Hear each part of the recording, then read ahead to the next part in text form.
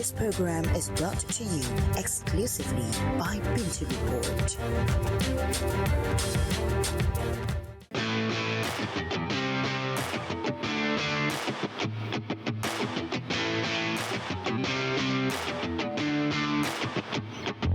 When the tides of change roll in, it is time to navigate to a new path.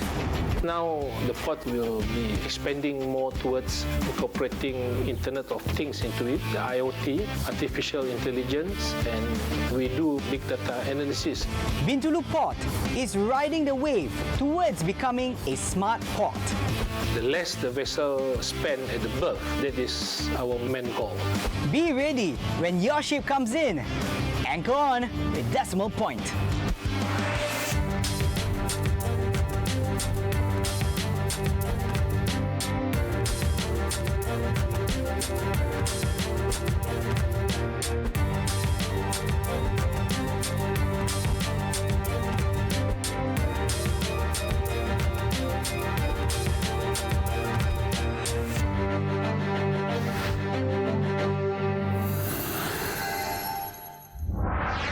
This week, we continue to navigate deeper through the waters of Bintulu Port, Sarawak. Kalau kita kaji daripada aliran trafik antara barat dan timur, dan kita yakin bahawa ia akan memberi impak bukan saja untuk Sarawak tetapi untuk negara Malaysia. Kerana saya rasakan bahawa pembangunan masa depan akan bergantung kepada tenaga hijau. Dan kita concentrate on what we call green energy, and that will allow investor to come for green product. Dan ini selaras dengan pembangunan yang berlaku di seluruh dunia. Having already achieving impressive milestones, the port is set for greater expansion. To stay ahead, it must embrace cutting-edge innovations such as AI and automation, driving efficiency and sustainability to new heights.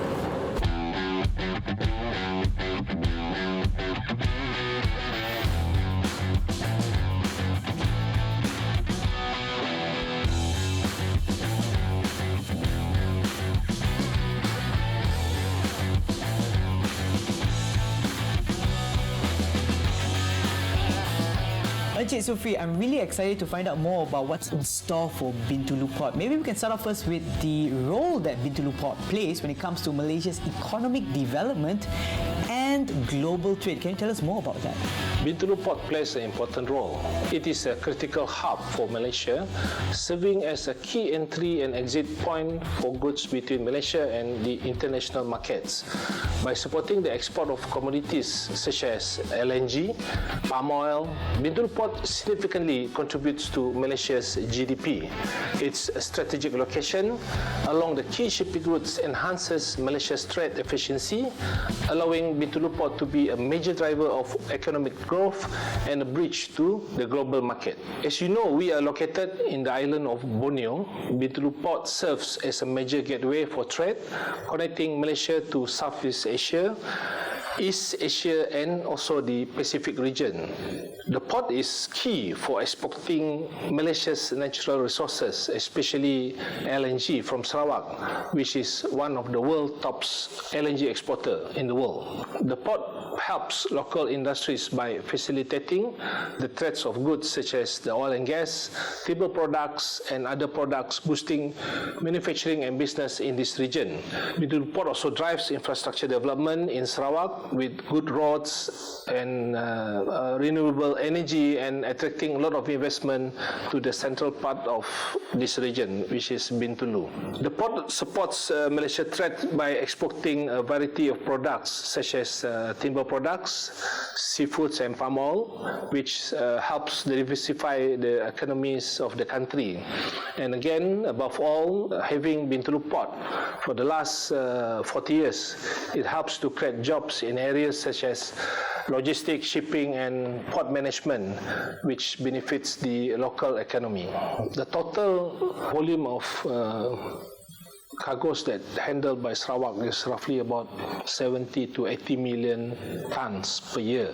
80% of the cargo is through Bintulu Port, and the remaining is through the other riverine ports in all over the place in Sarawak. There are about 6 ports in Sarawak, but the two, Bintulu and Samalaju, is a deep sea port which able to cater for bigger vessels. Initially, the port was designed to cater for commercial, and it was the LNG was the first product. But having such a deep port, Bintulu Port expand into container and other general cargo ports, and we have been providing these services to our customer for the last 40 years. Okay. Well, there's so much industries, commercial industries in Bintulu. The main attraction of having a passenger facility is not there yet, okay? But hopefully there will be one in the future, okay? But occasionally we do receive passenger vessels that comes from Europe to Bintulu Port, okay? Since the vessels are big, the only port that they can berth is in Sarawak is only Bintulu. We do receive them and provide such temporary facilities for them to berth and to be in Bintulu.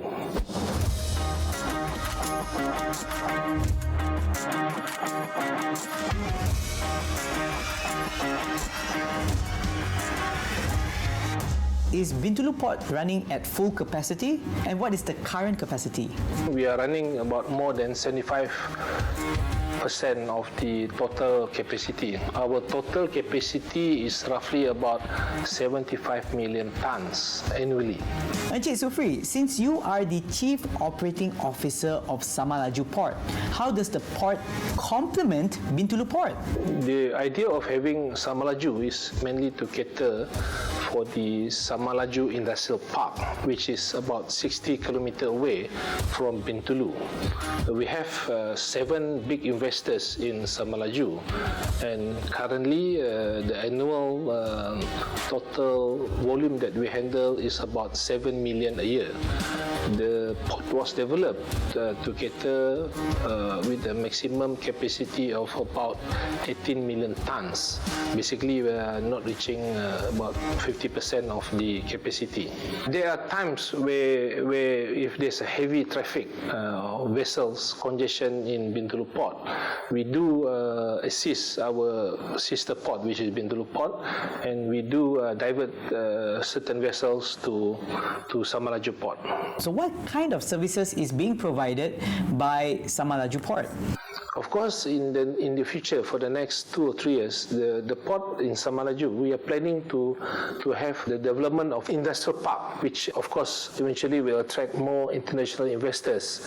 And we do have lands there which we can develop, and eventually that will translate of having another second international container terminal, which we believe might grow in Samalaju in part of the expansion.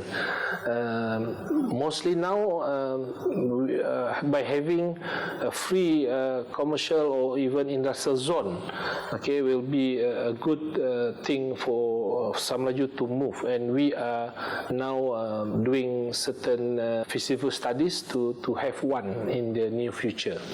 Could you share with us how are you turning Bintulu Port into a smart port? Well, we started with the traditional commercial port. Over the years, we grew and we expand. Among the significant things that we did in Bintulu Port is having a good IT system, which at the end of the day will save us a lot of times, and they'll be more efficient in terms of the transmitting data and getting all the information towards respective, especially for the people who are at the ground. Okay, of course now the ports will be expanding more towards incorporating Internet of Things into it, the IoT, artificial intelligence, and we use that to get all the big data. We do certain big data analysis, and where we can improve our port management. And of course, above all, is always about the efficiency of the port operation. Okay, the time. The less the vessel spend at the berth, that is our main goal. Okay, we want to serve our customers and to be one of the best port within this region.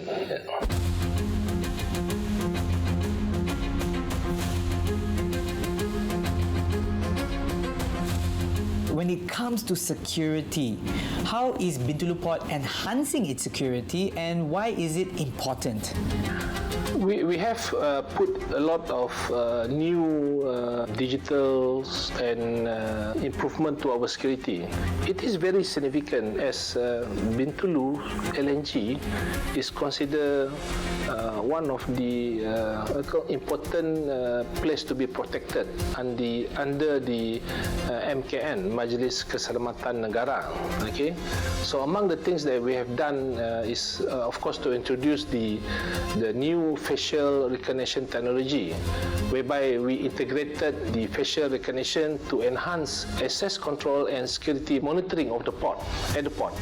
We expanded our CCTV coverage with a better cameras, digital, and we increased the surveillance coverage to monitor activities more effectively and to ensure security. And this also covers the port water limit, which is about 10 nautical miles from the port. Okay, and the recent one we have done is to introduce the first in Malaysia, the drone-based automated security patrols. Okay, which offers a more efficient way for us to monitor larger area. Usually we just deploy a small security patrol boats to go, but of course by having this drone, it will be more cost effective in a long-term way. And for our internal HSE system, okay, we took the advantage to digitalize our current manual process into a very comprehensive HSE management system, which we call Beacon, the Beacon Light, which enhance our HSE requirements in the company's operation. Among the activities covered is our application of permit to work, PTWs, our HIRAC, hazard identification, risk assessment and determining control, our accident incident management, inspection of observation management, unsafe act and unsafe condition, chemical waste and machinery management. To add, we also introduced the digital speed limits especially within the port operation area. We've talked about the security of the port. What about the waters surrounding Bintulu Port? The port covers 10 nautical miles. So in the port, we will call that as the port water limits. Okay, day to day, we covers this area by deploying our drones and our security patrol boats. Okay, for the last 40 years, having Bintulu Port at this location, we have never ever received any threats in terms of the water security. At times, we do help fishing boats when they are in distress. Okay, since we have quite a fleet of tugboats when helping those in needs. Number one is it align our vision and branding to become the premier green port in the region.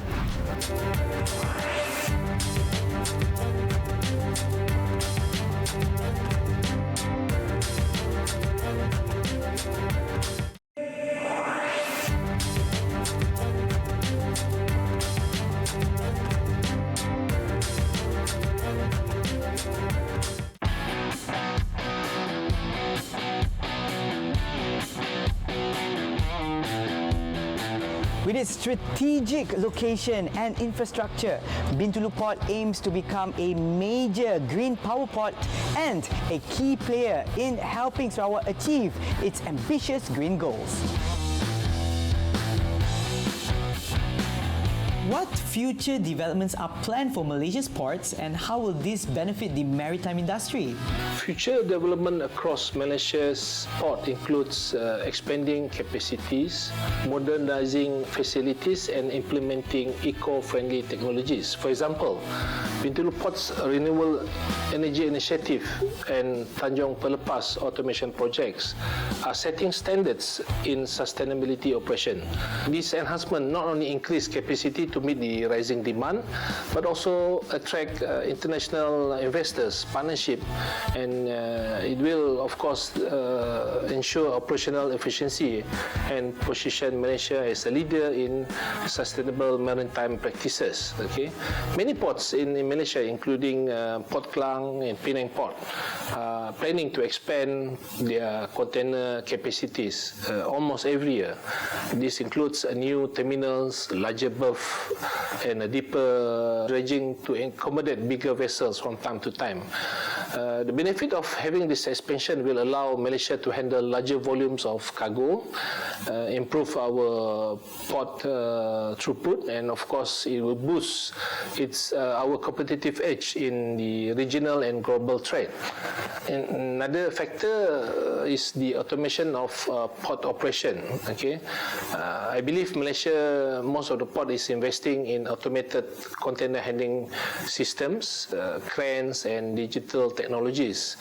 Ports like the Port Klang have started implementing automation and smart port technologies, which will be able to reduce labor costs, improve efficiency, and minimize error, and leading to a faster turnaround of vessel and smoother operations. In terms of its connectivity, there's a push for better land and sea transport links, which includes improved road and rail infrastructure to connect ports within inland distribution hubs. And this, of course, will improve the connectivity. This connectivity will streamline the flow of goods, reduce the transportation costs in Malaysia, and will make Malaysia ports more attractive for trade and especially for investors and logistics companies from outside of Malaysia. Of course, there is also initiative on environment, such as we are going towards green ports, okay, focusing on the sustainability by adopting green technologies such as eco-friendly fuel for the vessel, for the equipments, and of course a better cleaner waste management system. Okay, I believe this initiative will help to reduce the environmental impact of ports activities and making Malaysia's port more sustainable and compliance with the global environmental standards.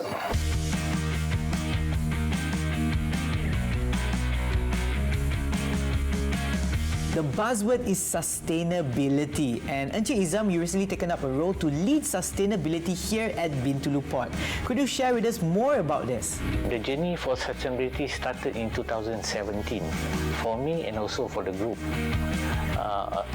During that time, up until now, it has become a process and a journey, a learning process, and up until now, it has matured to become a full-fledged sustainability group.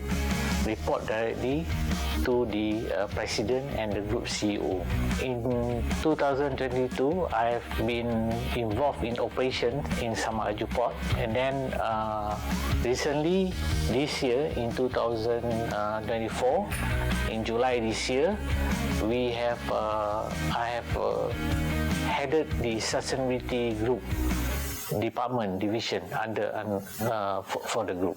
I believe with all these corporate sustainability initiatives and also the plans to overcome such challenges have helped Bintulu Port achieve green port status. Could you share with us the significance of having this green port status? The significance is very obvious. Number one is it aligns our vision and branding to become the premier green port in the region. Number two, better access to sustainable financing solutions and funding from various financial institutions.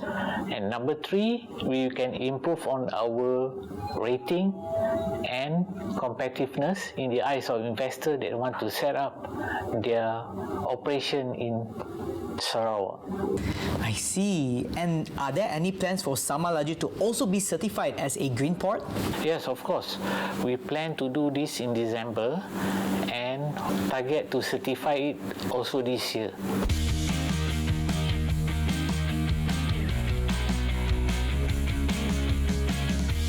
It's good that you have all these sustainability initiatives in place. But what about the impact to the environment? Are there any environmental challenges and how do you address them? Okay, number one is climate change. El Nino and El Nina. Okay, this impacted our operations. If we have excessive rain, extreme weather, that will impact the siltation and sedimentations at our channel and basin.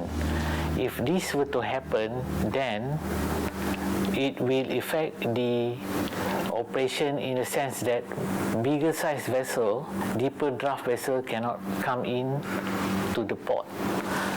And we have mitigated this by having a short-term and long-term approach where we are looking at nature-based solutions and engineering solutions to handle this. Uncontrolled waste is another challenge that we are facing. As you know, uncontrolled waste can harm the environment. It also represents a missed opportunity for us to create value from that. So our strategy to handle this is to have a comprehensive 3R program. Okay, and of course we are looking at ways to turn this waste back into energy. Okay, this is something that we are working closely with certain agencies now, and hopefully we can get some result in the next 1 year or 2 years on this. Okay. Number three is on the how we want to manage our emission, particularly for scope 3, because scope 3 is not directly in our control. Scope 3 emission is being bring over by our service providers, okay, our service contractors, attributed to the activities they done at the port. So we continuously will educate them on the importance of reducing their emissions at the port. And we are also incorporating sustainability in our procurement framework and requirement. Well, being the biggest port currently, okay, we do have about almost 1,005 employees, okay, and in fact for the last 40 years now we are on the second generation of people, and I can see that there's a lot of people from all over Sarawak are coming to Bintulu and working in the port. 30 years ago, there's always the people from just this area, Bintulu or Miri, which is about 200 kilometers away. But now it's attracting a lot of young executives who are interested to work in the port. Well, port is, we comprise of so many departments. There are finance, we have our IT systems, IT departments, okay, and of course now we have a very good business development departments who are looking at the analysis of business or potential of investors coming in. So this sort of departments, we do assist the certain ministry in the state, whereby giving them relevant information. And what we are having the assistance of Bintulu Port is in a way, is like I told you earlier, is the main gateway for trade into Sarawak.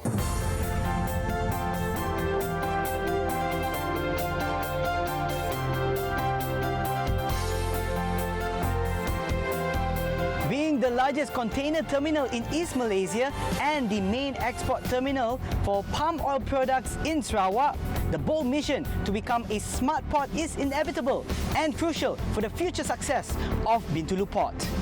On Decimal Point, we completely agree. Be ready when your ship comes in.